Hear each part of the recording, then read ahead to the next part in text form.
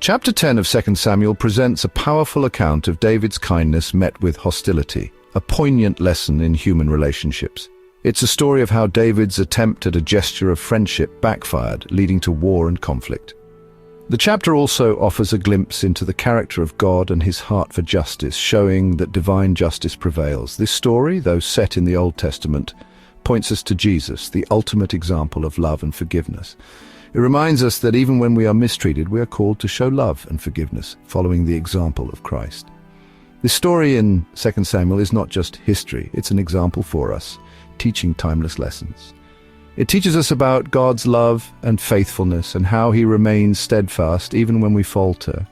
It also encourages us to face our own giants with the same courage and faith that David displayed, trusting in God's strength.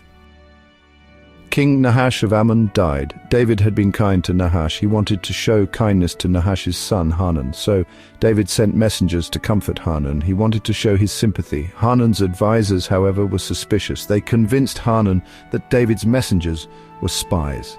Hanan listened to his advisors. He decided to humiliate David's messengers. Hanan's men shaved off half of each messenger's beard. They cut off their robes at the buttocks. They sent the messengers away in shame. The messengers were deeply humiliated. They were ashamed to return to David.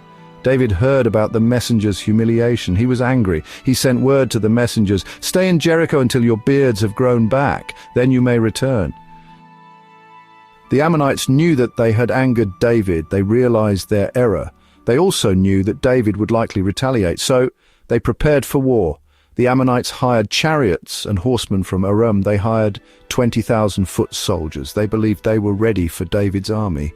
David heard that the Ammonites were preparing for war. He was not afraid. He sent Joab, his army commander, and the Israelite army to fight the Ammonites. David trusted Joab to lead his army to victory. Joab divided the Israelite army into two groups, a strategic move to outmaneuver their enemies. He placed one group under his command and the other group under the command of his brother Abishai, ensuring leadership on both fronts. Joab said to Abishai, "If the Arameans are too strong for me, then you must help me. If the Ammonites are too strong for you, then I will come and help you. Be strong and courageous.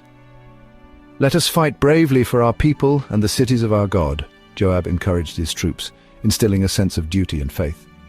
"The Lord will do what is good in his sight," he added, reminding them of divine providence.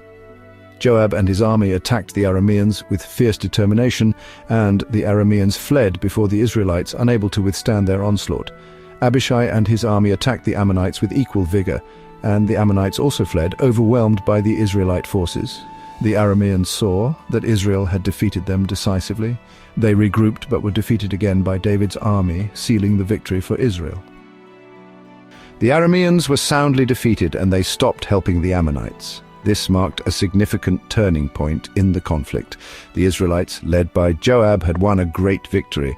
Their triumph was celebrated throughout the land. This victory secured Israel's borders and brought peace to the land. The people could now live without fear of invasion.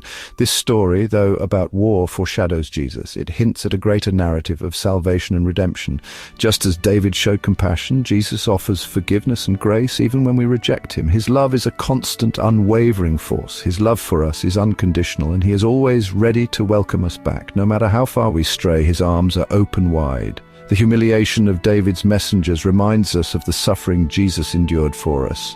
He faced scorn and ridicule on our behalf. He was mocked, beaten, and crucified. His sacrifice was the ultimate act of love and redemption.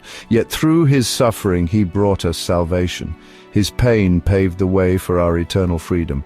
The victory of the Israelites points to the ultimate victory that Jesus won over sin and death. His resurrection is our triumph. Through his resurrection, he offers us hope and eternal life. This promise of a new beginning is the cornerstone of our faith. Are you ready for the next chapter? Just click here to go straight to it.